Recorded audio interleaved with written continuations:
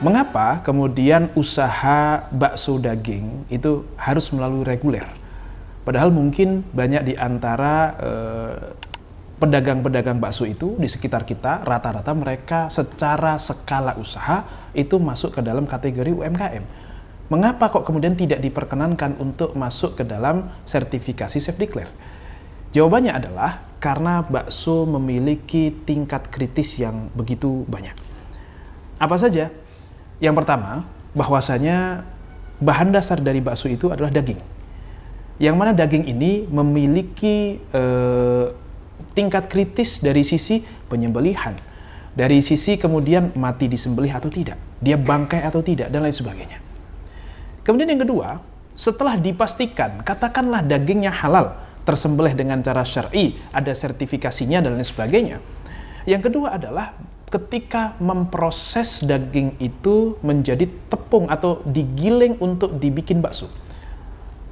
Rata-rata UMKM bakso tidak menggiling dagingnya di rumah. Karena gilingan untuk daging sapi ini butuh gilingan yang berat, yang besar, yang rata-rata UMKM tidak memilikinya secara pribadi.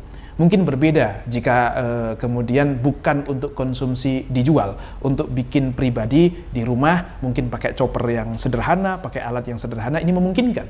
Akan tetapi jika kita gilingkan daging itu di tempat umum, di pasar misalnya, maka pertanyaannya, siapa yang menjamin gilingan itu hanya menggiling daging-daging yang halal saja? Kita sore menggiling daging kita, pertanyaannya, ketika siang hari kira-kira daging apa saja yang digiling? Apakah bisa dipastikan tidak menggiling babi, tidak menggiling hewan yang haram, tidak menggiling sapi yang sudah jadi bangkai misalnya? Tidak ada yang bisa menjamin dan memang belum ada sertifikasinya.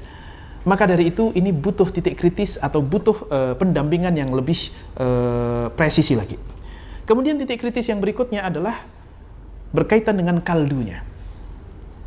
Kaldu pasti selain menggunakan bumbu-bumbu, ya, rempah-rempah ataupun bumbu-bumbu masakan yang sifatnya adalah seperti micin dan lain sebagainya, pasti dia menggunakan tetelan dan juga menggunakan tulang.